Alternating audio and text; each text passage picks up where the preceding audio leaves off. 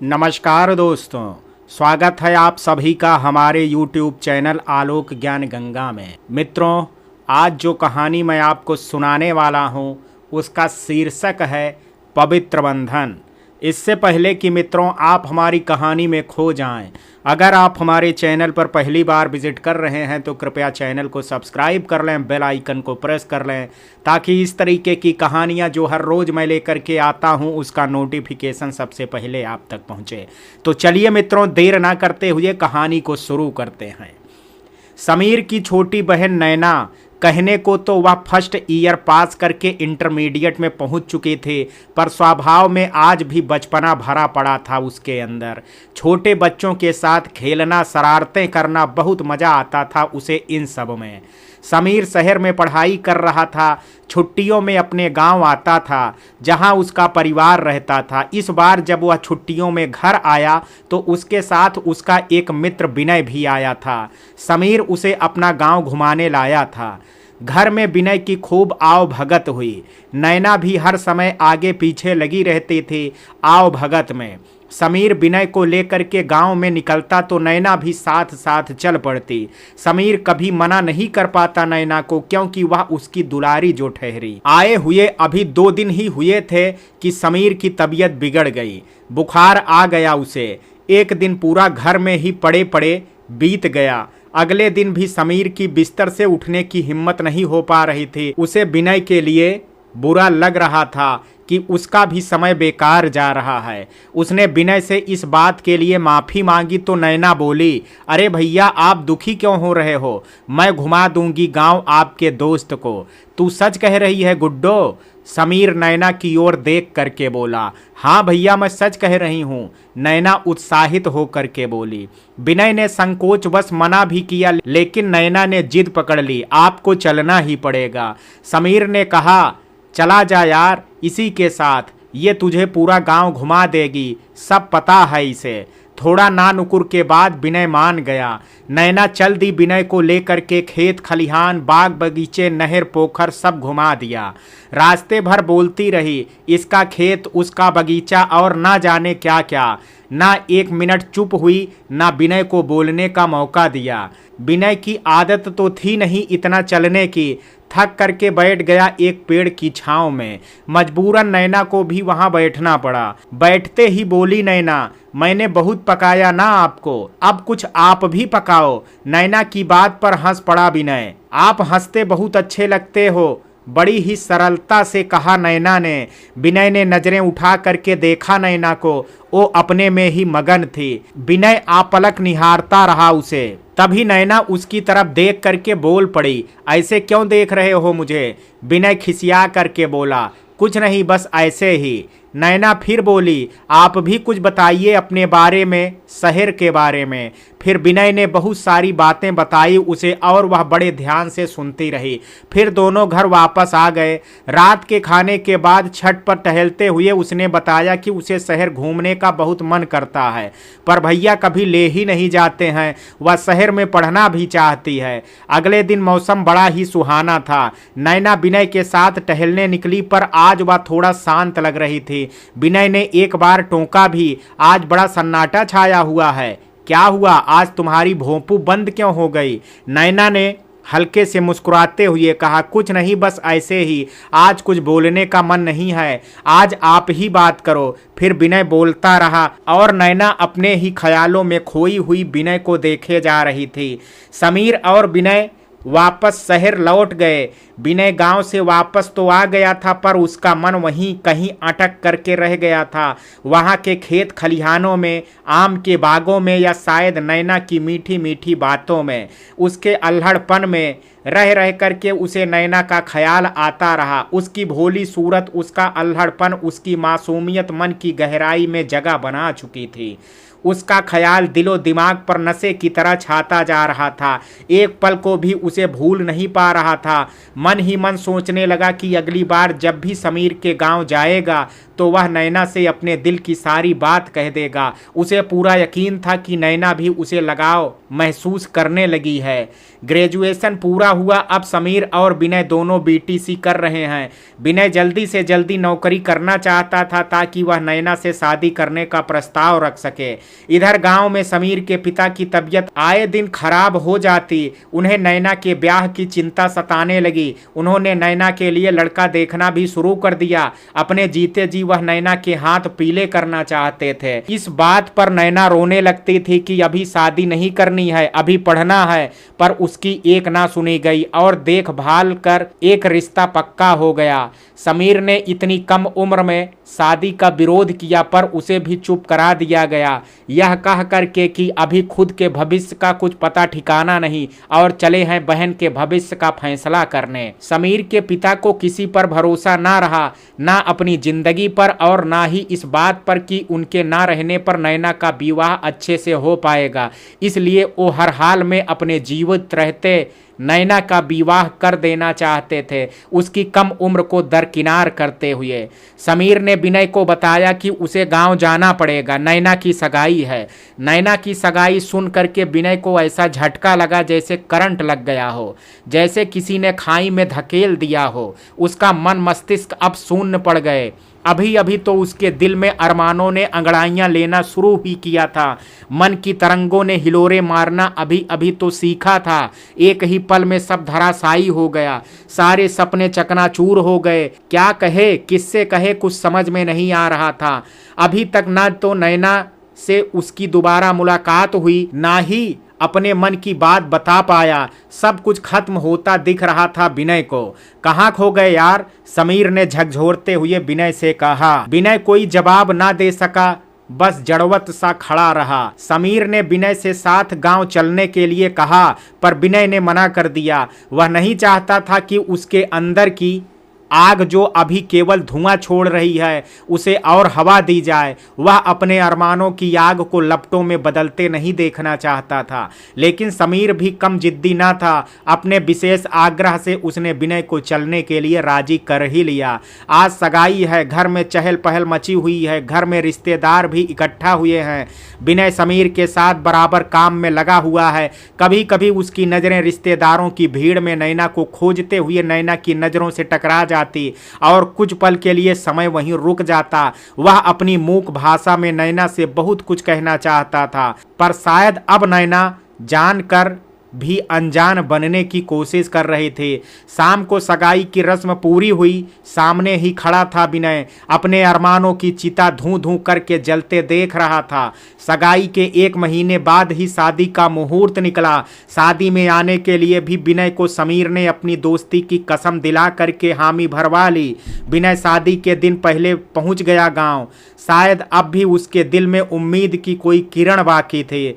बहुत कोशिशों के बाद उसे मौका मिल ही गया नैना से बात करने का। उसने पूछा, नैना क्या तुम खुश हो इस शादी से? नैना ने जवाब दिया, बिल्कुल नहीं। विनय के मन में बहुत सारी उम्मीदें एक साथ जाग उठी। बस अपने मन की बात नैना के मुंह से सुनना बाकी था। इस विश्वास के साथ कि इस बार नैना उसके मन की बात ही कहेगी, उसने फिर पूछा, क्यों खुश नहीं हो शादी से? नैना बोली, अभी और पढ़ाई करनी है मुझे। ये कोई उम्र है शादी की?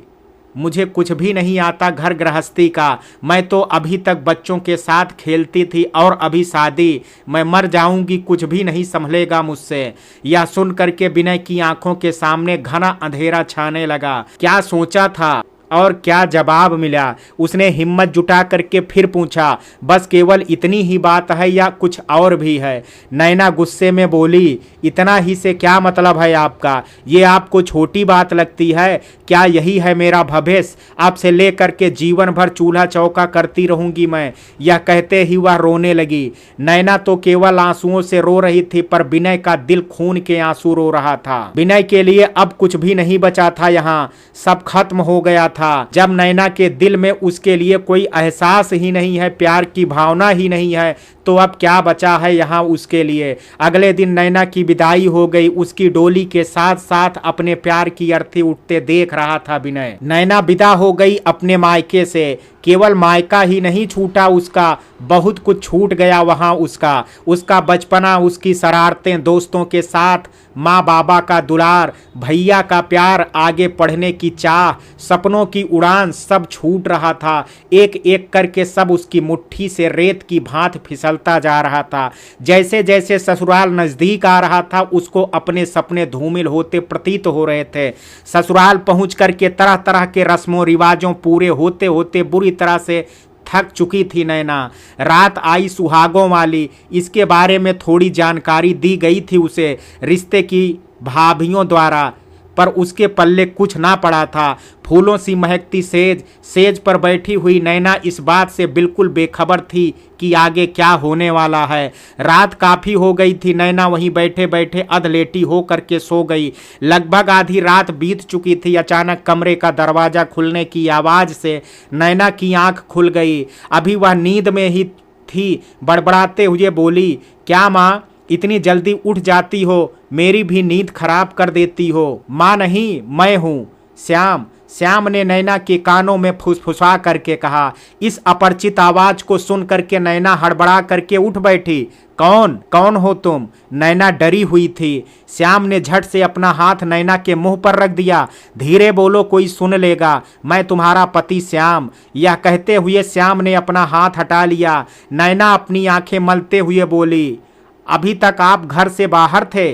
श्याम ने कहा, हाँ, बस अभी अभी आया हूँ। नैना आश्चर्यचकित हो बोली, आपको डांट नहीं पड़ती है? अगर मेरे भैया इतनी रात से घर लौटे तो पिताजी उन्हें घर में घुसने ही ना दें, हमेशा के लिए घर से बाहर निकाल दें। श्याम मुस्कुराते हुए बोला, घर से तो मुझे भी निकाल दिया जाए, अगर किसी को पता चल जाए तो। मैं तो चोरी छिपे अंदर आया हूँ। नैना ने फिर सवाल किया, लेकिन आप इतनी रात तक कहाँ भटक रहे थे? आपको नींद नहीं आती है क्या? अरे दोस्तों ने घेर रखा था, आने ही नहीं दे रहे थे।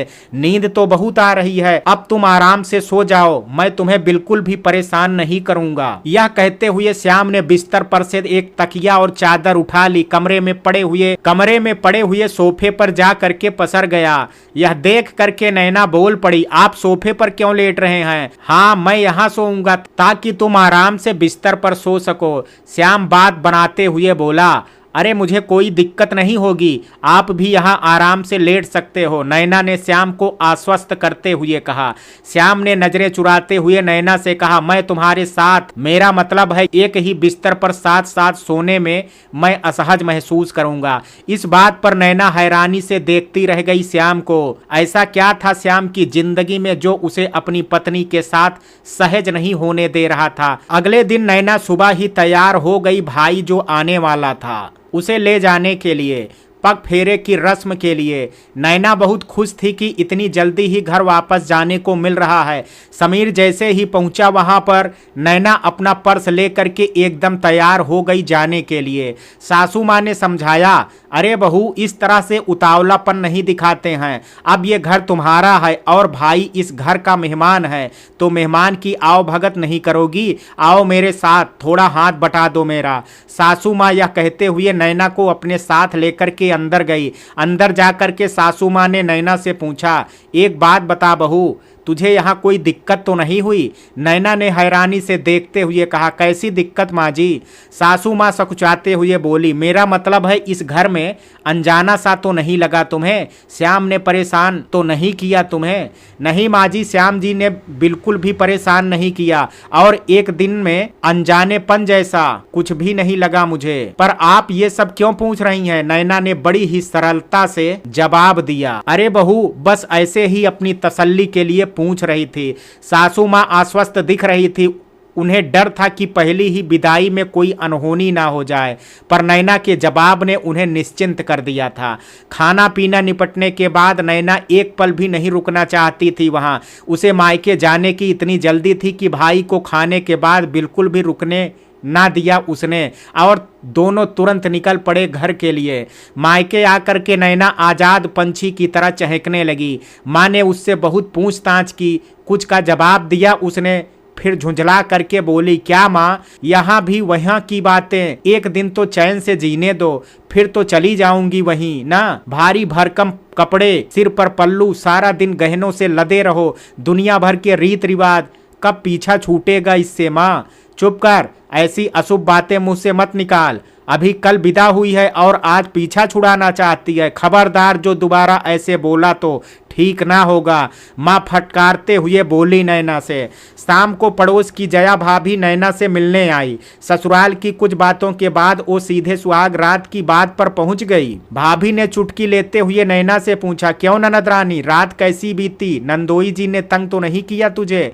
नैना तपाक से बोली, नहीं भाभी, श्याम ने बिल्कुल भी नहीं तंग किया मुझे। वो आधी रात को कमरे में आए तो डर जरूर गई थी मैं, पर बाद में आराम से सोई मैं अकेले, पूरे बिस्तर पर फैल करके।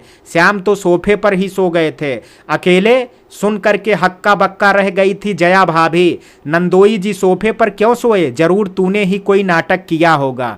जया भाभी नैना को उलाहना देते हुए बोली, नहीं भाभी, मैंने तो बहुत कहा कि बिस्तर पर सो जाओ, पर वो नहीं माने। बोले साथ साथ सोने में असहज महसूस करूंगा, तो मैंने भी जोर नहीं दिया।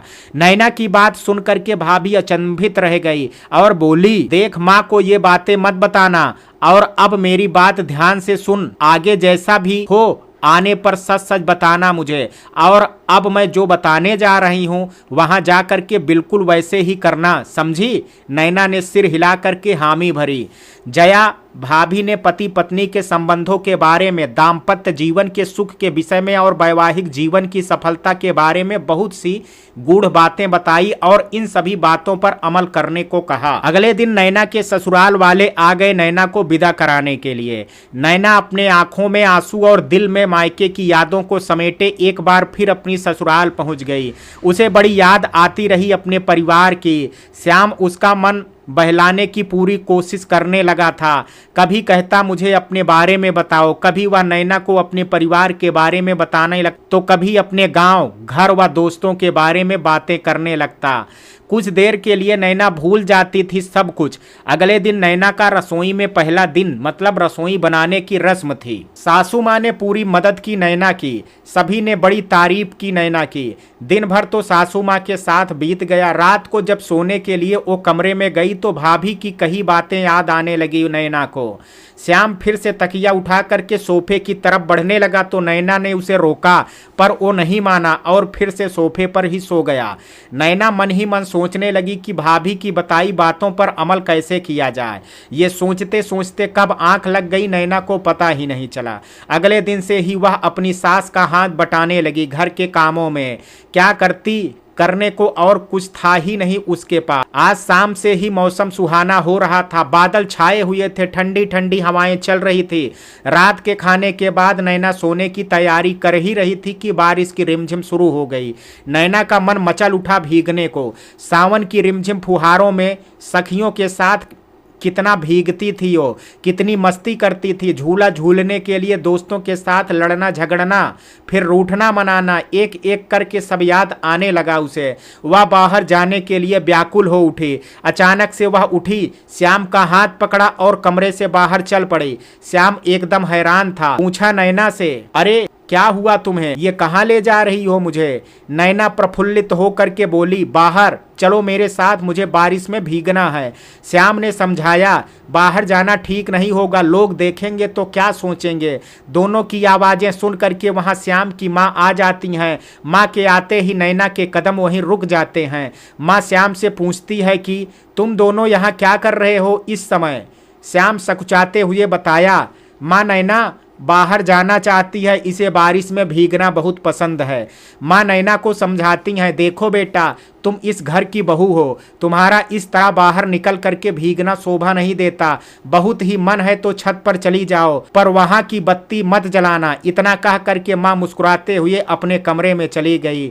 माँ की इजाजत मिलते ही नैना उत्साहित होकर के श्याम का हाथ पकड़ तेज कदमों से सीढ़ियों की ओर चल देती है। छत पर पहुंच करके नैना बारिश की फुहारों में देर तक भीगती रही।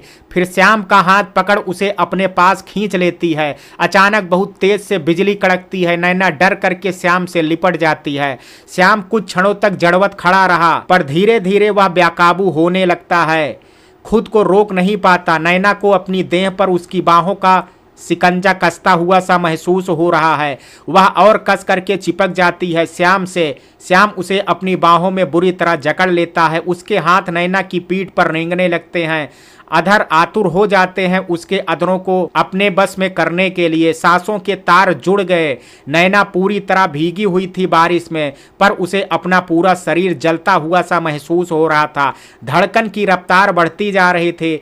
श्याम ने अपने दहकते हुए अधरों को नैना के नर्म रसीले अधरों पर रख दिए। नैना के तन बदन में बिजली सी कौंध गई। दोनों के बाहों की जकड़न और बढ़ती जा रही थी। दोनों एक दूसरे में समा जाने को आतुर थे। अरे बच्चों, नीचे आ जाओ, अब कब तक यूं भीगते रहोगे, बीमार पड़ जाओगे। माँ की आवाज़ सुनते ही दोनों छिटक करके दूर हो गए। दोनों मन मसोस करके नीचे आ गए और माँ से नजरें चुराते हुए चुपचाप अपने कमरे में चले गए। कमरा बंद करके नैना श्याम की ओर अपनी पीठ करके कपड़े बदलने लगी। श्याम सोफे पर बैठे हुए अपलक निहार रहा था उसे। जैसे ही नैना ने अपना भीगा हुआ आंचल हटाया, उसकी गोरी पीठ से पानी की बूंदें रेंगती हुई कमर पर आ गिरती हैं। उसका भीगा हुआ बदन श्याम को कर देता है। श्याम खुद पर नियंत्रण नहीं कर पाता और एकदम से उठ करके नैना के पास आ जाता है। पीछे से उसको अपनी बाहों में भर लेता है। उसकी सुराहीदार कोमल गर्दन को चूमने लगता है। उसके हाथ नैना के कोमल अंगों पर रेंगते हुए अपना दबाव बनाने लगते हैं। नैना श्याम की ओर घूम जाती है और बेतहासा लिपट जाती है उससे। नैना के जीवन में उसकी यौनावस्था में प्यार का ये पहला एहसास था। उसके अनछुए तन मन पर श्याम के प्रेम की गहरी छाप पड़ती जा रही थी। उसका एक एक स्पर्श वो अपने अंदर संजो करके रख लेना चाहती थी। अपना तन मन समर्पित कर देना चाहती थी श्याम को। दोनों एक दूसरे को बाहों में जकड़े हुए हैं। उनके अंग प्रत्यंगों का समावेश हो रहा था। अचानक दरवाजे पर एक दस्तक हुई। दोनों बेबसी से अलग हुए एक दूसरे से। नैना ने झट से अपना आंचल समेटा। फिर श्याम ने दरवाजा खोला। सामने माँ खड़ी थी। उनके हाथ में हल्दी वाले दूध के 2 ग्लास थे। नैना की ओर देख करके बोली, ये लो बहू, तुम दोनों ये पी लो, इससे सर्दी दूर हो जाएगी। नैना बोली, इसकी क्या जरूरत थी माँ, मुझे भीगने पर कभी भी सर्दी नहीं लगती है। माँ ने कहा, लेकिन श्याम को तुरंत सर्दी लग जाती है, आदत नहीं है ना उसे भीगने की। और एक बार बीमार पड़ा तो 15-20 दिन की फुर्सत। और अचानक माँ की नजरें उसके भीगे कपड़ों पर पड़ी तो वह बोल पड़ी, अरे बहू, अभी तक भीगे कपड़े में हो, जल्दी बदलो वरना बीमार पड़ जाओगी। जी माँ, अभी बदलती हूँ, नैना ने सकुचाते हुए जवाब दिया। थोड़ी देर बाद ही श्याम को बुरी तरह छींकें आने लगी। नैना ने उसे हल्दी वाला दूध दिया और चादर ओढ़ करके सो जाने को बोला। हल्दी वाला गर्मा गर्म दूध पी करके श्याम को थोड़ा बेहतर महसूस हो रहा था। फिर से सोफे पर सोने के लिए तकिया लेने बढ़ा ही था कि नैना ने उसका हाथ पकड़ लिया और बोली, अब और नहीं, आज से आप इसी बिस्तर पर मेरे साथ ही सोएंगे। नैना ने श्याम का हाथ खींच करके बिस्तर पर बिठा दिया। अब श्याम बिल्कुल मना ना कर पाया, या शायद मना करना चाहता ही नहीं था। वो बिस्तर पर ही लेट गया। नैना भी आकर के उसके पास ही लेट गई। श्याम का चेहरा थोड़ा उतरा हुआ लग रहा था। नैना ने पूछा, ज़्यादा दिक्कत है क्या? श्याम ने सिर हिलाया। हाँ, सिर दर्द कर रहा है, मैं अभी दबा देती हूँ। कहते ही नैना उठ करके सिर दबाने लगी। उसने सिर दबाते दबाते बड़े प्रेम से माथा चूम लिया श्याम का। श्याम मुस्कुरा पड़ा नैना की इस अदा पर। कुछ ही पलों बाद नैना ने उसके ओंठों को चूम लिया और इस बार श्याम नैना को अपने पास खींच लिया और उसे चूमने लगता है। उसे अपनी बाहों में भींच लेता है और जी भर करके प्यार कर लेना चाहता है, पर नैना उसे रोक देती है। कहती है, देखो, अभी आपकी तबीयत बिगड़ रही है, अभी आराम करो, जब ठीक हो जाना तब ये शरारतें करना। श्याम उदास हो जाता है और कहता है, मेरे अंदर की आग को इतना भड़का करके कहती हो कि शांत हो जाऊं, कैसे शांत हो पाऊंगा मैं, तुम ही बताओ। नैना बड़े प्यार से कहती है, अब से हम लोग सिर्फ बातें करेंगे जब तक आप पूरी तरह से ठीक नहीं हो जाते। श्याम बुरा सा मुंह बनाते हुए कहता है, ठीक है, पर एक शर्त है। और वो शर्त क्या है? नैना ने बड़े शरारती अंदाज में पूछा। मैं तुमसे जो भी पूछूंगा तुम मुझे सब सच सच बताओगी? बोलो मंजूर है। श्याम ने नैना से हामी भरनी चाहिए। श्याम ने नैना से हामी भरानी चाहिए। मुझे मंजूर है मेरे पति परमेश्वर, नैना ने उसे हंसते हुए जवाब दिया। श्याम ने कहा, देखो मुझे पति परमेश्वर मत कहो, तो क्या नाम लूं आपका? माँ को पता चला तो क्या कहेंगी? नैना ने असमंजस में थी। कोई अलग से नाम रख लो ना, श्याम ने सुझाया। आप ही बता दो क्या बुलाऊं मैं आपको? नैना नामकरण का सारा भार श्याम पर ही डाल दिया। मोहन, कान्हा, ब्रिज, कृष्णा, राधे, कुछ भी बुला सकती हो मुझे। श्याम ने पूरी लिस्ट ही दे दी उसके सामने। मुझे कान्हा नाम पसंद आ रहा है, मैं इसी नाम से बुलाऊं आपको? नैना ने अपनी पसंद बताई। हाँ कान्हा जी, अब बताएं आपको क्या पूछना है? नैना ने जानना चाहा। श्याम, तुमने पहले कभी किसी से प्यार किया है? नैना, नहीं, मुझे तो पता ही नहीं था कि प्यार होता कैसे है, लेकिन आपने मुझे सिखा दिया। श्याम, लेकिन तुम जैसे जैसे कर रही थी ये सब कहाँ से सीखा तुमने? नैना, ये घुट्टी तो मुझे भाभी ने पिलाई थी मेरी पहली विदाई में, जब उन्हें पता चला कि आप सोफे पर सोए थे। श्याम, तो क्या तुम्हारी जिंदगी में अभी तक कोई एक भी लड़का नहीं आया था? नैना, नहीं, इस तरह कोई भी नहीं। किस तरह? श्याम ने शरारती अंदाज में पूछा। नैना थोड़ा शर्माते हुए बोली, आपकी तरह। ऐसे तो मैं लड़कों के साथ बहुत खेलती थी, मारपीट भी करती थी, उन पर लत करके उन्हें गिराने में मुझे बड़ा ही मज़ा आता था, पर ये वाला एहसास मुझे पहली बार हुआ है। कैसा वाला एहसास? श्याम ने छेड़ते हुए पूछा। जैसे आपके पास होने पर होता है। कहते कहते नैना लजा गई। श्याम को नैना के भोलेपन पर बड़ा ही प्यार आ रहा था। उसने नैना का चेहरा अपने दोनों हथेलियों में भर करके थोड़ा ऊपर उठाया और उसकी आंखों में आंखें डाल करके पूछा, कैसा लगता है मेरे साथ? नैना का चेहरा शर्म से लाल हो गया, कुछ बोल ना सकी वो। श्याम ने फिर पूछा, अच्छा चलो ये बताओ, तुम्हें मुझ में क्या अच्छा लगा? क्यों प्यार हुआ तुम्हें मुझसे? नैना ने मुंह खोला। आपकी हंसी, आपकी बातें बहुत अच्छी लगती हैं मुझे। और क्या अच्छा लगता है? श्याम ने फिर छेड़ा उसे। और आपका आगे कुछ बोल ना सकी वो अपने दोनों हाथों से अपना चेहरा छिपा लिया। और मेरा पास आना, मेरा स्पर्श, मेरा आलिंगन, मेरा ये सब बहुत अच्छा लगता है तुम्हें, है ना? श्याम ने नैना के अधूरे वाक्य को पूरा करते हुए कहा। नैना ने शर्म से अपना मुंह श्याम की छाती में छुपा लिया। श्याम ने उसे अपनी बाहों में ऐसे समेट लिया जैसे किसी छोटे बच्चे को गोंद में लेते हैं, और उसके सिर को हल्के हल्के से सहलाने लगा। नैना को अपनी बाहों में एक बच्चे की भांति समेट करके प्यार से उसका सिर सहलाते हुए श्याम मन ही मन सोचने लगा कि कितनी भोली है ये, कितना सरल स्वभाव, कितना कोमल मन, एकदम कोरे कागज की तरह। जो भी रंग चाहो उसमें भर लो, जिस सांचे में ढालना चाहो ढाल लो। कहीं मैं कुछ गलत तो नहीं कह रहा हूँ? कहीं मैं कुछ गलत तो नहीं कर रहा हूँ इसके साथ? कहीं ये रिश्ता इसके साथ अन्याय तो नहीं है? जब सच सामने आएगा तो क्या नैना मुझे कभी माफ कर पाएगी? और इसी उधेड़ बुन में कब उसकी आंख लग गई उसे पता ही न चला। आधी रात को अचानक नैना की आंख खुली तो खुद को श्याम की बाहों में पाया। उसके चेहरे पे प्यारी सी मुस्कान तैर गई। एकाएक उसे तेज गर्मी का एहसास होने लगा। उसे महसूस हुआ कि श्याम का हाथ जल रहा है। तुरंत माथा छू करके देखा तो उसे बहुत तेज बुखार था। नैना एकदम घबरा गई, दौड़ करके सासू माँ के पास गई। सासू माँ ने उसे ठंडे पानी की पट्टियां रखने को बोला और खुद काढ़ा बनाने लगी श्याम के लिए। श्याम के माथे पर ठंडी पट्टियां रखते हुए नैना मन ही मन खुद को कोसे जा रही थी कि उसी की वजह से हुआ है ये सब कुछ। ना वो भीगने जाती, ना श्याम बीमार पड़ता। नैना पूरे तन मन से श्याम की देखभाल करने लगी। 2-4 दिनों के बाद से ही श्याम की सेहत में धीरे धीरे सुधार होने लगा, लेकिन कमजोरी अभी भी बहुत थी। दिन में काम निपटा करके नैना आ करके बिस्तर पर लेट गई और लेटते ही झपकी आ गई। आजकल वह बहुत ज़्यादा थक जाती है। काम बहुत बढ़ गया था श्याम की वजह से। बादल छाए हुए थे पर गर्मी बहुत थी, उमस भरी। एक तो इतनी गर्मी, ऊपर से लाइट भी चली गई। नैना पसीने से तरबतर हो रही थी। उसका आंचल अस्त व्यस्त हो गया था। माथे पर गले पर पसीने की बूंदें उभर आई थी। उसके पास ही लेटे हुए श्याम उसे अपलक निहारे जा रहा था। इस स्थिति में भी श्याम को नैना पर बहुत प्यार आ रहा था। उसके सुंदर गोरे अधखुले अंगों पर पसीने की बूंदें मोतियों सी जान पड़ रही थी। श्याम धीरे से नैना के करीब आ गया, रुमाल से उसका पसीना पोंछा, फिर बड़ी ही कोमलता से उसे स्पर्श करने लगा। अचानक उसके अंतर्मन से एक आवाज आई, बस यहीं रुक जाओ श्याम, बहुत हुआ, अब और नहीं वरना अनर्थ हो जाएगा। श्याम झटके से अपना हाथ खींच लेता है। नैना की नींद खुल जाती है और वह उठ करके बैठ जाती है। ये क्या कर रहे हैं आप? नैना हड़बड़ाहट में बोली।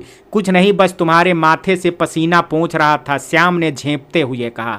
आपको कुछ पता भी है? दरवाजे की कुंडी नहीं लगी है, माँ आ जाती तो। नैना काफ़ी घबराई हुई थी।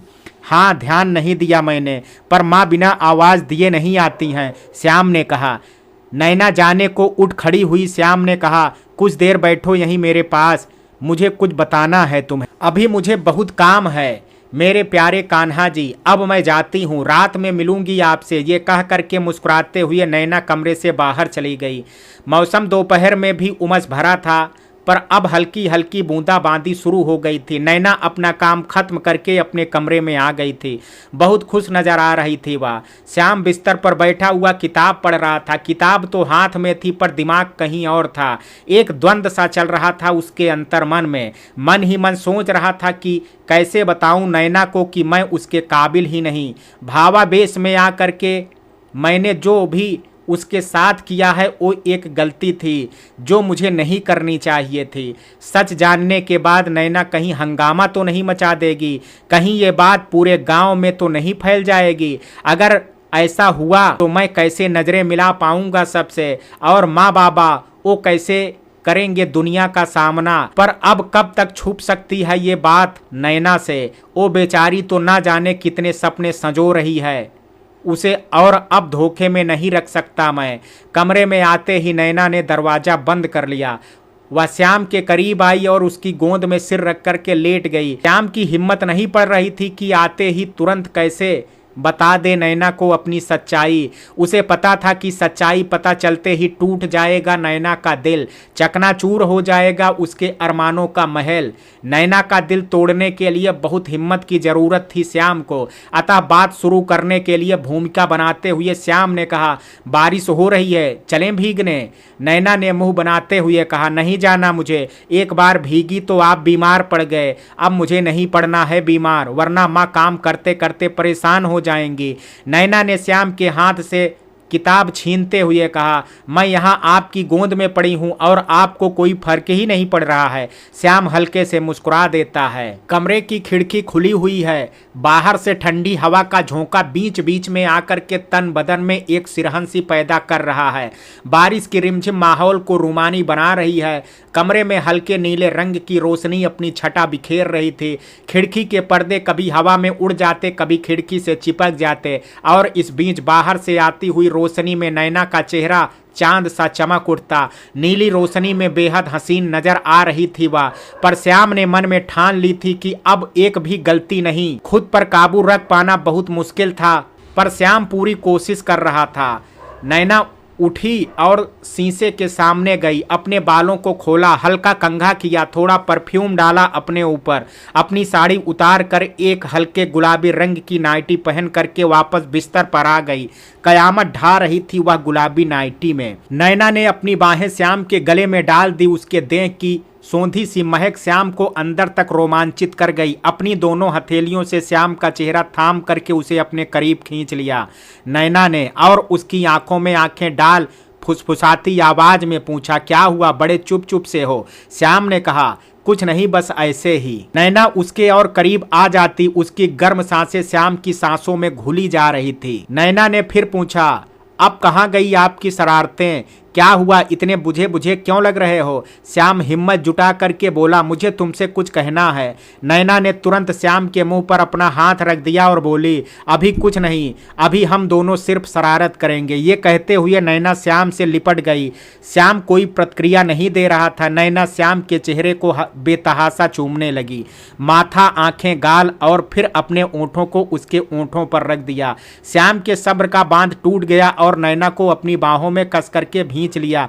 एक पल को सब कुछ भूल करके वह भी उसे पागलों की तरह प्यार करने लगा, पर अगले ही पल एक झटके से खुद को अलग किया नैना से और बिस्तर पर धराशायी हो गया। अचानक से ये बदला हुआ सब व्यवहार देख करके अचंभित हो गई नैना और श्याम से बोली, क्या हुआ, आपको कोई दिक्कत हो गई क्या?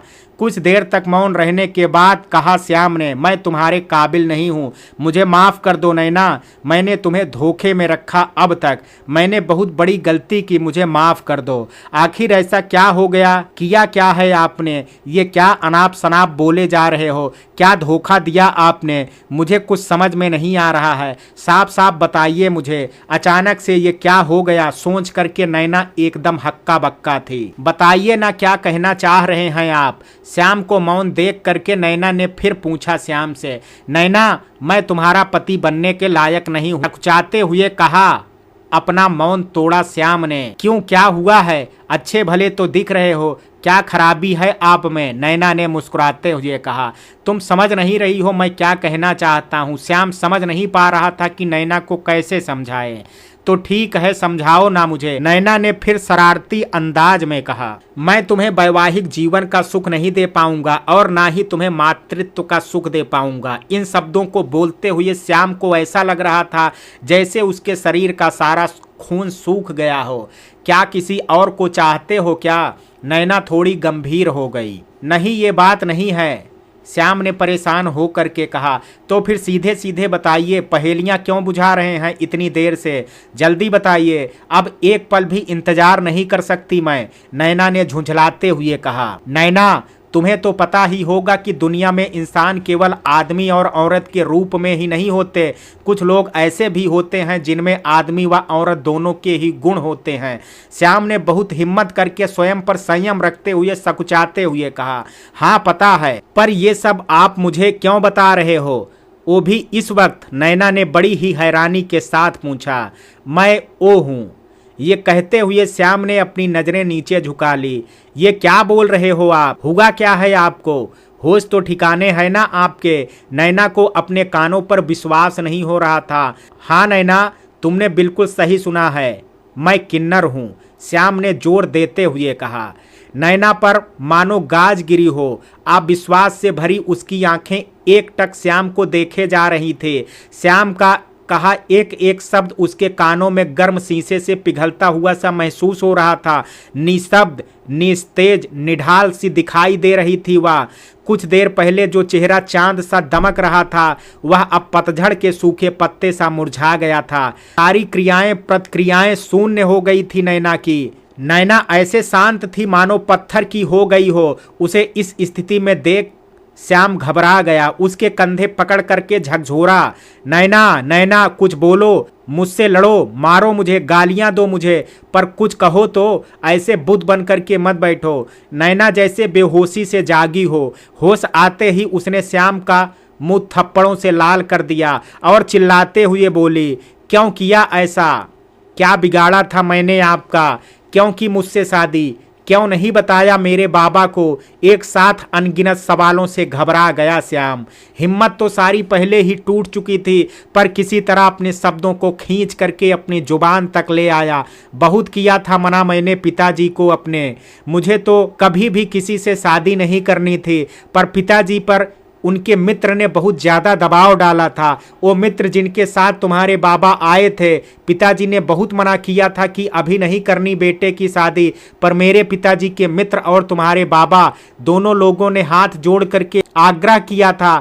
फिर इसके बाद वो मना नहीं कर पाए। नजरें नीचे गाड़े हुए श्याम ने सारा वृतांत कह सुनाया। तो उन्होंने बताया क्यों नहीं कि उनका बेटा किसी का पति बनने के काबिल नहीं है। नैना बिफर पड़ी श्याम पर। कैसे बता सकते थे ये बात जो आज तक छिपा रखे थे? वो अब बता करके दुनिया को कैसे मुंह दिखाते, कैसे सामना करते हम सब इस समाज का? एक बार जो बात खुलती तो फैलते देर ना लगती। वो मुझे समाज में शर्मिंदा होने से बचाने के लिए ये बात छिपा गए। श्याम अपने पिता का पक्ष नैना के सामने रखा तो मित्रता के लिए और अपनी इज्जत बचाने के लिए आप लोगों ने मेरे जीवन की बलि चढ़ा दी। उन्होंने ये ना सोचा कि आखिर शादी के बाद मुझे पता चल ही जाएगा तब क्या होगा। क्रोध और पीड़ा के मिश्रित भाव में डूबे हुए थे नैना के शब्द। एक अपराधी की भांति मौन था श्याम, एकदम निरुत्तर सा। नैना का क्रोध फिर फूटा। और आपने क्यों छिपाया मुझसे? आप तो बता सकते थे मुझे पहली रात को। जवाब दीजिए। पहली रात को मुझे इतनी हिम्मत नहीं थी कि मैं एक अनजान लड़की को पहली ही रात ये बता दूं कि उसकी शादी एक किन्नर से हो गई है। पहली ही रात उसके अरमानों का गला घोंट दूं, उसके सपनों को राख कर दूं। और फिर तुम्हारी प्रतिक्रिया क्या होती? कहीं तुम कोई हंगामा खड़ा कर देती तो। इसलिए मैं आधी रात को आया था कमरे में कि चुपचाप सो जाऊंगा। श्याम ने अपना बचाव किया। तो अगले दिन क्यों नहीं बताया? फिर सवाल किया नैना ने। अगले दिन तो तुम्हें याद ही है कि क्या हुआ था। तुम बारिश में भीगने गई और बिजली कड़की। फिर श्याम ने वाक्य अधूरा छोड़ दिया। अगले दिन तो तुम्हें याद ही है कि क्या हुआ था। श्याम की इस बात पर नैना की भाव भंगिमा में कुछ पल के लिए परिवर्तन आया। चेहरे पर लाली सी छा गई। पर अगले ही पल वो अपने पूर्वत भाव यानी क्रोध में आ गई और पलटवार किया। अगर आप किन्नर हैं तो वह सब क्या था जो आप कर रहे थे? इतने भावावेश में कैसे आ गए? वो सब दिखावा था या धोखा? मुझे तो समझ नहीं आ रहा है कि आप धोखा तब दे रहे थे या अब दे रहे हो। मैं किन्नर हूँ, बेजान नहीं। भावनाएं किन्नर में भी होती हैं, कामोत्तेजना हम में भी होती हैं, चरम सुख की प्राप्ति हमें भी होती है। पर हमारा साथी हमसे संतुष्ट हो पाएगा इसकी कोई गारंटी नहीं। और सबसे बड़ी समस्या ये है कि हम वंश को आगे नहीं बढ़ा सकते। वो सब दिखावा नहीं था, प्यार था मेरा। अपने भोलेपन से तुमने मुझे दीवाना बना लिया। तुम्हारी सरलता और अल्हड़पन ने कब जगह बना ली मेरे दिल में मुझे पता ही ना चला। प्यार हो गया है तुमसे। मेरे प्यार को धोखा मत कहना कभी भी। भावुकता में बहुत कुछ बोल गया श्याम। बात को आगे बढ़ाते हुए कहा, अब फैसला तुम पर है। मेरी तरफ से तुम आज़ाद हो। जब चाहो मुझे छोड़ करके जा सकती हो। नैना गुस्से में बोली, छोड़ करके चली जाऊं ताकि समाज मुझे दोष दे कि मैं भाग गई, कीचड़ मेरे परिवार पर उछले और आप बेदाग रहें दुनिया के सामने। वाह, बहुत अच्छा सोचा आपने। कोई आंच नहीं आने दूंगा तुम पर। श्याम ने भरोसा दिलाया। आंच नहीं आने देंगे तो अब क्या बताएंगे दुनिया को? अब नहीं होगी समाज में बदनामी। अब कैसे सामना करेंगे समाज का? उखड़े स्वरों में बोली नैना। करूंगा सामना समाज का, पर सच छिपा करके यही बताऊंगा कि मेरा किसी और के साथ संबंध है, इसलिए तुम मुझे छोड़ करके चली गई। नैना को समझाया श्याम ने। तुम आराम से सोच करके फैसला कर लो। श्याम ने सब कुछ नैना पर छोड़ दिया। नैना को कुछ समझ में नहीं आ रहा था कि क्या करे। मायके में बाबा की तबीयत खराब चल रही है, ऐसे में वहाँ भी किसी से कुछ नहीं कह सकती। जया भाभी तो अपने घर की है नहीं, ये बात उन्हें बताना ठीक नहीं है। क्या करें, किससे कहें अपने दिल की बात? उसका सिर चकराने लगा। मन ही मन सोचने लगी, ये कहाँ फंस गई मैं। अच्छी भली पढ़ाई कर रही थी, कितनी अच्छी थी वो जिंदगी। कुछ दिनों पहले जहाँ एक दूसरे में समा जाना चाहते थे दोनों, अचानक उनके बीच एक दीवार खड़ी हो गई। नैना एकदम चुप चुप सी रहने लगी। उसके चेहरे की रौनक खत्म हो गई है। उसका अल्हड़पन, चुलबुलापन जाने कहाँ गुम हो गया। श्याम इस बात से बहुत दुखी था, पर नैना से कुछ भी कह नहीं सकता था। सारे अधिकार खो दिए थे उसने। दोनों की बीच की दूरी सासू माँ से छिप ना सकी। नैना का बुझा बुझा चेहरा सब कुछ बयां कर रहा था। श्याम से अकेले में पूछा माँ ने, क्या हुआ बेटा? कई दिनों से देख रही हूँ बहू का चेहरा इतना उतरा हुआ क्यों है? कुछ हुआ है क्या तुम दोनों के बीच? श्याम सकपका गया, बोला, नहीं माँ, कुछ भी तो नहीं। वो उसके बाबा की तबीयत खराब है, शायद इसलिए दुखी है। तो क्यों नहीं उसके मायके ले जाता? अपने बाबा से मिल लेगी तो चैन मिल जाएगा, माँ ने कहा श्याम से। श्याम अभी माँ से बात कर ही रहा था कि पिताजी की आवाज़ सुनाई पड़ी। श्याम, देख बहू के मायके से फोन है, बात करा दे उसकी। नैना दौड़ करके गई और फोन उठा लिया। हेलो, हाँ भैया, क्या हुआ? सब ठीक तो है ना? नहीं ठीक है गुड्डो, बाबा की तबीयत अचानक से बिगड़ गई है, अब ज्यादा समय नहीं है उनके पास, मुलाकात कर ले, तुझे बहुत याद कर रहे हैं। समीर के इतना कहते ही फोन नैना के हाथ से छूट गया और जोर जोर से रोने लगी। सासू माँ दौड़ करके आई, नैना को संभालते हुए श्याम से बोली, बेटा जल्दी जा, जाने की तैयारी कर। घर पहुंचते ही नैना तेजी से बाबा के कमरे की ओर दौड़ गई। बिस्तर पर पड़े हुए बाबा उसे बहुत कमजोर दिख रहे थे। वह जा करके लिपट गई बाबा से, बहुत कुछ कहना चाहती थी, उनसे बहुत कुछ पूछना चाहती थी, पर अब समय नहीं बचा था बाबा के पास। बेटी के गले लगते ही उनके हलक से एक हल्की आवाज आई, बिटिया, और फिर वो आवाज हमेशा के लिए शांत हो गई और छोड़ गई अपने पीछे अनगिनत सवालों के घेरे में नैना को, जिसके जवाब अब शायद कभी नहीं मिल पाएंगे। बेटी के गले लगते ही बाबा के हलक से एक आवाज सी आई, बिटिया, और फिर वह आवाज सदा सदा के लिए शांत हो गई। बाबा की गर्दन एक तरफ को लुढ़क गई, एक हाथ जिसे वो नैना के सिर पर रखने की कोशिश कर रहे थे नीचे लटक करके झूल गए।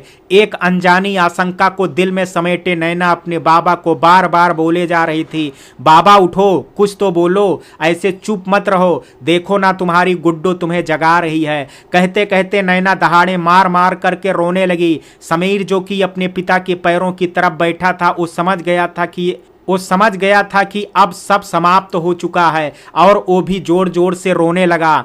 माँ का तो रो रो करके बुरा हाल था, उनकी तो जैसे दुनिया ही उजड़ गई थी, पूरा वातावरण शोकमय हो गया। रात तक रिश्तेदारों का आना जाना लगा रहा। जब कोई रिश्तेदार पहुंचता एक नए सिरे से रोना धोना शुरू हो जाता।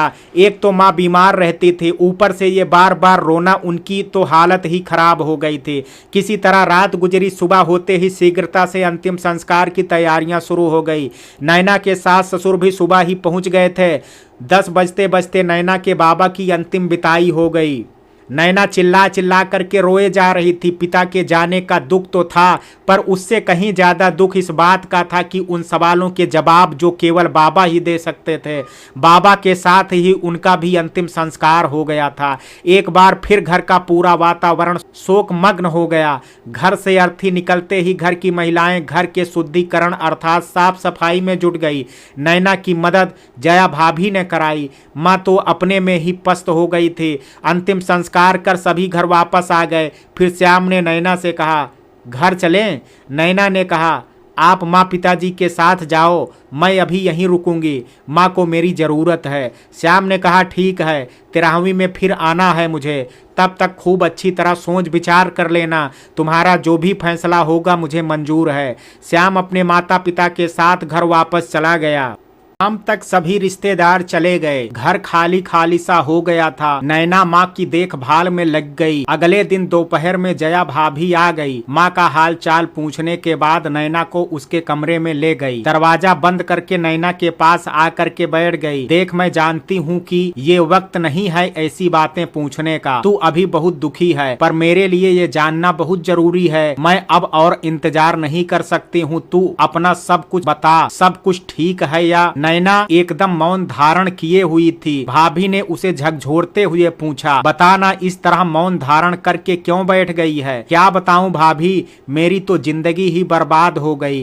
कहते कहते आंसू छलछला आए नैना के। ये क्या कह रही है तू? हुआ क्या है? पहले तू ये रोना बंद कर। भाभी उसके आंसुओं को अपने आंचल से पोंछते हुए बोली, भाभी मेरे साथ बहुत बड़ा धोखा हुआ है। नैना सिसकते हुए बोली, कैसा धोखा? भाभी घबराहट भरे स्वर में बोली, मेरी शादी किन्नर से हुई है। ये कह करके नैना फिर रोने लगी। किन्नर से? हैरत से भाभी की आंखें फटी की फटी रह गई। इतना बड़ा धोखा, ये तो हद पार हो गई। देख गुट्टो, अब तू दोबारा उस घर में कदम नहीं रखेगी, हम कतई ना जाने देंगे तुझे अब। भाभी गुस्से में आग बबूला हो उठी। नैना ने सारा वृतांत कह सुनाया भाभी से। भाभी ने मौका देख करके समीर को इस सच्चाई से अवगत कराया। ये सब सुन करके आग बबूला हो उठा समीर और नैना से बोला, कहा था बाबा से मत करो इतनी जल्दी शादी, मगर एक ना सुनी। हड़बड़ हड़बड़ में इतनी बड़ी गलती कर बैठे, कोई छानबीन नहीं करने दी मुझे,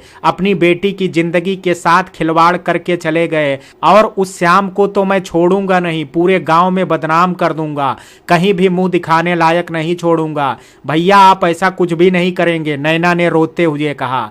ये तू क्या बोल रही है गुड्डो? समीर को विश्वास नहीं हो रहा था।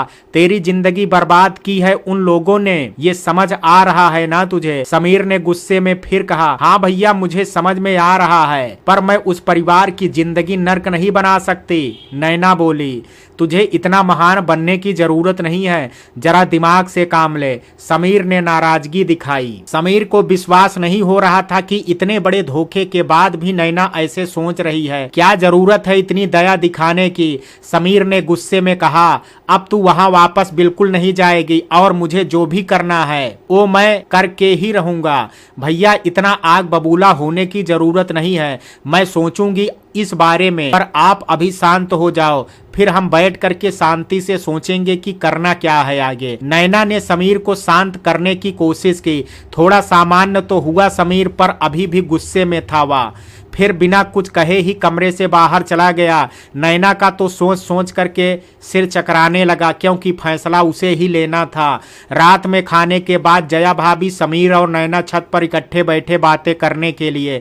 जया भाभी ने बात शुरू की, बोली नैना अभी तो कुछ भी नहीं बिगड़ा है, आराम से तेरी दूसरी शादी हो सकती है, बस तू श्याम को ना में ही जवाब देना, उसके किसी भी बहकावे में मत आना। अपनी दया भावना को एक किनारे रख करके खुले दिमाग से ही फैसला लेने की जरूरत है इस वक्त। नैना ने कोई प्रतिक्रिया नहीं दी, चुपचाप सुनती रही। उसकी चुप्पी देख करके समीर बोला, कुछ सुन रही है तू जो भाभी ने कहा है, या मन में कुछ और ही खिचड़ी पक रही है? सब सुन रही हूँ भैया, नैना ने बड़ी ही ठंडी सी प्रतिक्रिया दी। साफ पता चल रहा था कि उसके मन में कुछ और ही चल रहा है।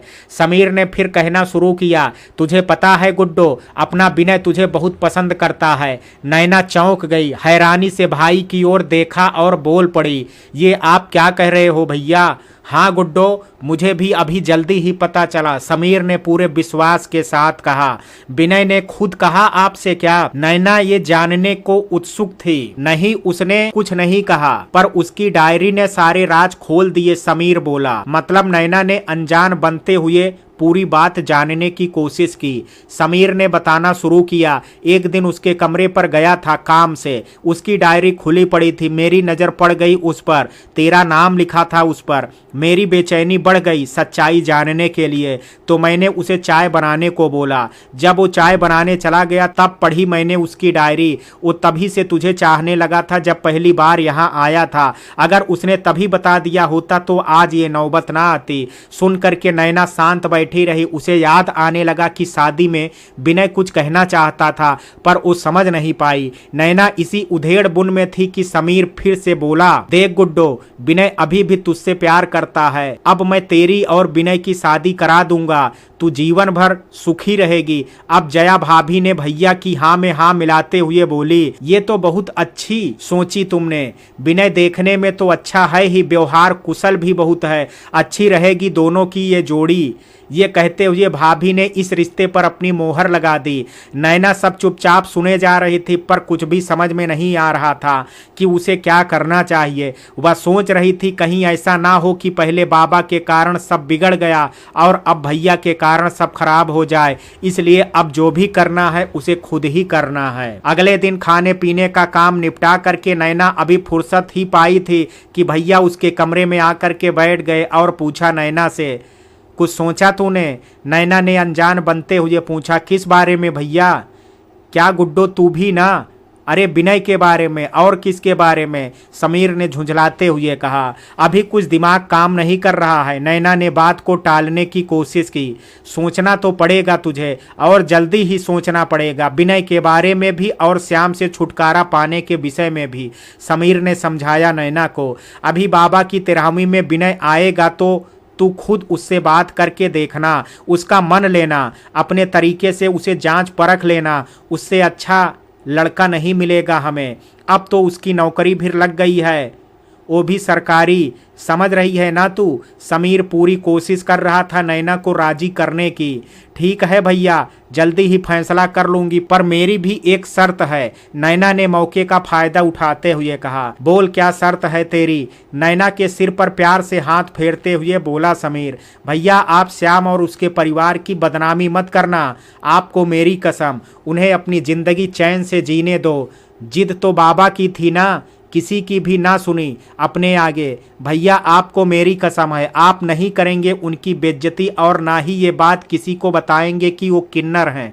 नैना ने समीर का हाथ अपने सिर पर रखते हुए कहा। ये क्या किया तूने गुड्डो? अपनी कसम दे दी। धोखेबाजों को सजा तो मिलनी ही चाहिए थी। आज हमें धोखा दिया है, कल किसी और को देंगे, गुस्से में बोला समीर। कुछ भी हो भैया, आपको मेरी कसम तो निभानी ही पड़ेगी, नैना ने हाथ जोड़ करके कहा भाई से। हाथ मत जोड़ मेरी बच्ची, ठीक है जैसी तेरी मर्जी, पर उस घर में वापस जाने की बात मत करना, मैं एक ना मानूंगा तेरी कसम भी काम ना आएगी तब। समीर ने बहन के मोह में हार मान ली। दिन तो घर के कामों में बीत जाता था, पर रात को सोने के वक्त एक एक करके सारी यादें ताजा हो जाती और वो दिन भी याद आ जाता जब श्याम की सच्चाई सामने आई थी। ये याद आते ही नैना कभी रोती तो कभी गुस्से से भर जाती। दिन गुजरते जा रहे थे, पर अभी तक वह किसी नतीजे पर नहीं पहुंच पाई थी। एक अजीब सी बेचैनी थी मन में। भविष्य में क्या होना है कुछ पता नहीं था। मन ही मन सोच रही थी, काश वह अपना भविष्य देख सकती तो फैसला लेना कितना आसान हो जाता। हर दिन इसी उधेड़ बिन में गुजर जाता। समीर के विशेष आग्रह के कारण विनय 13वीं के एक दिन पहले ही आ गया था। रात में खाने के बाद नैना, समीर, जया भाभी और विनय सभी छत पर टहल रहे थे। भाभी ने नैना की ओर इशारा किया कि विनय से बात कर ले, मैं माँ को दवा खिला करके आता हूँ। ये कह करके समीर नीचे चला गया। भाभी ने भी बहाना बना करके बोली, नैना मैं रसोई समेट करके आती हूँ अभी। नैना और विनय अब छत पर अकेले थे। विनय ने कहा, चलो बैठ करके बातें करते हैं। दोनों वहीं पास पड़ी तखत पर बैठ गए। विनय ने पूछा, क्या हुआ तुम्हें? चेहरे की सारी रौनक कहाँ चली गई तुम्हारी? नैना बोली, कुछ नहीं, बस बाबा के जाने का गम है। हाँ, वो तो समझ में आ रहा है, पर ये केवल बाबा के जाने का गम नहीं है, बात कुछ और भी है। विनय ने नैना से सच जानने की कोशिश की। और कुछ भी नहीं है सच में, नैना ने जमीन कुरेदते हुए कहा। और कितना झूठ बोलेंगी? अब तुम सच खुद से बताओगी या मुझसे सुनना चाहती हो? मुझे सब पता चल गया है क्या क्या हुआ है तुम्हारे साथ। ये कहते कहते नैना के हाथों को अपने हाथों में कैद कर लिया विनय ने। एक अपनेपन का एहसास था ये नैना के लिए। जी कर रहा था कि अपना हाथ एक झटके से खींच ले, पर ऐसा नहीं किया नैना ने। श्याम के धोखे से घायल हुए दिल पर शायद मरहम लगाने की कोशिश थी, या फिर अपने लुटे हुए अरमानों को एक नई शुरुआत के लिए तैयार करने की नाकाम कोशिश थी। यह अनजाना स्पर्श उसे कांटों की तरह चुभ रहा था, पर वह सह रही थी। इसी पर अपने नए जीवन की नींव जो रखनी थी। उसे आंखों के सामने बार बार श्याम का चेहरा आ रहा था और हर बार और भी सख्ती से वह विनय का हाथ पकड़ लेती थी। विनय बोलते जा रहा था, नैना माँ, आज भी तुमसे उतना ही प्यार करता हूँ जितना तुम्हारी शादी से पहले करता था। क्या तुम अपना आगे का जीवन मेरे साथ बिताना चाहोगी? मैं कभी भी तुम्हें तुम्हारे बीते हुए जीवन की याद नहीं आने दूंगा। क्या तुम मुझसे शादी करोगी? नैना, क्या तुम मुझसे शादी करोगी? विनय ने फिर पूछा नैना से। नैना ऐसी चौंकी जैसे नींद से जागी हो। हाँ, थोड़ा वक्त चाहिए मुझे, अभी तो बाबा के दुख से ही नहीं उबर पा रही हूँ मैं। विनय ने बातों बातों में नैना का सिर अपने कंधे से टिका लिया। नैना ने कोई प्रतिरोध नहीं किया, बस चुपचाप बैठी रही उसके कंधे से सिर ठिकाए हुए। और विनय बोलता रहा। क्या क्या कहा विनय ने नैना को कुछ भी नहीं पता चला। थोड़ी देर में समीर आ गया छत पर। समीर और विनय अगले दिन के कार्यक्रम के बारे में बात करने लगे। फिर नैना सोने के लिए अपने कमरे में चली गई। आज की रात नैना के लिए बहुत कठिन रात थी। फैसले की आखिरी रात थी। कल श्याम को आना है, उसे क्या जवाब देना है, ये निर्णय आज ही लेना है नैना को। रात भर सो ना सकी हो। पूरी रात बेचैनी से करवटें बदलते हुए बीती। आज बाबा की 13वीं है, सभी काम में व्यस्त हैं। 12 बजे तक तो पूजा ही चलती रही। लोगों का आना जाना शुरू हो गया। श्याम भी आ गया अपने माता पिता के साथ। नैना ने अपने सास ससुर के चरण स्पर्श किए। पास ही श्याम खड़ा था, पर नैना ने उसे एक नज़र देखा भी नहीं और वहां से चली गई। श्याम का चेहरा उतर गया। नैना के इस व्यवहार से ही उसके फैसले का अंदाजा लगा लिया श्याम ने। श्याम की माँ को भी नैना का यह व्यवहार अखरा। वो भी अब थोड़ा साशंकित दिखाई देने लगी। श्याम के पिता इन सब बातों से अनभिज्ञ थे। श्याम को यहाँ आए हुए लगभग 3 घंटे हो चुके थे। इस दौरान कई बार श्याम और नैना का आमना सामना हुआ, पर नैना ने उसे हर बार अनदेखा कर दिया। श्याम की सारी उम्मीदें टूट चुकी थी। विनय और जया भाभी की नज़रें नैना पर लगी हुई थी। कार्यक्रम अच्छी तरह संपन्न हुआ। सभी लोग भोजन करके जा चुके थे। सब घर के लोगों ने भोजन कर लिया। तब श्याम के पिता नैना की माँ से बोले, अब हम भी विदा की इजाज़त चाहते हैं। बहू से कहें कि चलने की तैयारी कर ले। जी बिल्कुल, ये कह करके नैना की माँ ने जया को भेजा नैना को बोलने के लिए। श्याम का दिल बैठा जा रहा था। उसे पता था कि अभी नैना का क्या जवाब आएगा। मौका देख करके श्याम ने जया भाभी से इच्छा जाहिर की, एक बार नैना से मिलने की। जया भाभी श्याम को नैना के कमरे तक पहुंचा करके खुद बाहर आ करके रुक गई। कमरे में एक तरफ तख्त पड़ी थी, दूसरी ओर 2 कुर्सियां पड़ी थी। दरवाजे के सामने वाली दीवार में खिड़की थी और नैना खिड़की की ओर मुंह करके खड़ी थी। कमरे के अंदर कदम रखते ही श्याम ने आवाज दी, नैना, हम घर वापस जा रहे हैं। क्या फैसला किया तुमने? नैना ने पलट करके देखे बिना ही जवाब दिया, मैंने फैसला कर लिया है। मैं आपको और आपके घर को हमेशा हमेशा के लिए। कहते कहते रुक गई नैना। मैं समझ गया, अब आगे कुछ कहने की जरूरत नहीं है। श्याम ने नैना को आगे बोलने से रोक दिया। अब हम हमेशा के लिए एक दूसरे से अलग हो रहे हैं। अब तक तुम्हारे साथ जो भी हुआ उसके लिए मैं हमेशा तुम्हारा दोषी रहूंगा। हो सके तो मुझे माफ कर देना, एक किन्नर समझ करके ही माफ कर देना। सुना है किन्नर की दुआओं में बहुत असर होता है। मेरी यही दुआएं हैं कि तुम्हारी आगे की जिंदगी खुशियों से भरी हो। तुम्हें इतनी खुशियां मिलें कि ये बुरे दिन तुम्हें हमेशा के लिए भूल जाओ। अब मैं चलता हूँ। श्याम जाने के लिए पलटता है, तभी नैना की आवाज़ सुनाई पड़ती है, रुको, अभी बात पूरी नहीं हुई है मेरी। श्याम पलट करके बोलता है, अब क्या रह गया है नैना? श्याम एकदम हताश सा खड़ा था। नैना पलट करके लगभग दौड़ती हुई सी आ करके श्याम से लिपट जाती है। मैं हमेशा हमेशा के लिए आपको और आपके घर को अपना बनाना चाहती हूँ। मैं आपके बिना नहीं जी सकती कान्हा जी। मैं मर जाऊंगी आपसे दूर रह करके। नैना बोले जा रही थी, उसकी आंखों से झरझर आंसू बह रहे थे। श्याम को अपने कानों पर विश्वास ही नहीं हो रहा था। उसने नैना का चेहरा अपने दोनों हाथों में ले करके बोला, ये क्या बोल रही हो तुम? मैं सच कह रही हूँ कान्हा जी, नैना ने रोते रोते कहा। श्याम ने उसके आंसू पोंछे और उसे तख्त पर बिठाते हुए बोला, पहले अपना रोना बंद करो। अब बताओ, क्या तुमने अच्छे से सोच विचार कर लिया है? हाँ, मैंने खूब अच्छी तरह से सोच लिया है, बोली नैना। अभी भी आंसू बह रहे थे उसकी आंखों से। लेकिन नैना, मैं तुम्हें शारीरिक सुख दे पाऊंगा कि नहीं ये मुझे नहीं पता। क्या तुम जीवन भर सन्यासिनी बन करके रहोगी? पूछा श्याम ने। नहीं चाहिए मुझे शारीरिक संतुष्टि, मुझे सिर्फ आपका प्यार चाहिए। मैं मीरा बन करके अपने कान्हा के साथ जीवन गुजार लूंगी। आप मेरा पहला और आखिरी प्यार हो। प्यार के बिना जीवन भी कोई जीवन है? आपके प्यार के बिना जीवित होते हुए भी मेरा ये शरीर शव के समान होगा और शव को किसी भी तरह के सुख की आवश्यकता नहीं होती और ना ही कोई उसे शारीरिक सुख दे सकता है, नैना ने कहा। लेकिन मैं कभी तुम्हें मातृत्व का सुख भी नहीं दे पाऊंगा, श्याम ने बहुत ही निराशा भरे शब्दों में कहा। जरूरी नहीं कि अपनी कोख से जन्म दे करके ही मातृत्व का सुख मिले। हम बच्चा गोद ले लेंगे, हमें ममता का सुख भी मिलेगा और बच्चे का भविष्य भी उज्जवल हो जाएगा, नैना ने पूरे विश्वास से भर करके कहा। नैना, अभी तुम शायद भावुकता में ये निर्णय ले रही हो। ऐसा ना हो कि बाद में तुम्हें अपने निर्णय पर पछताना पड़े। श्याम ने नैना को समझाने की कोशिश की।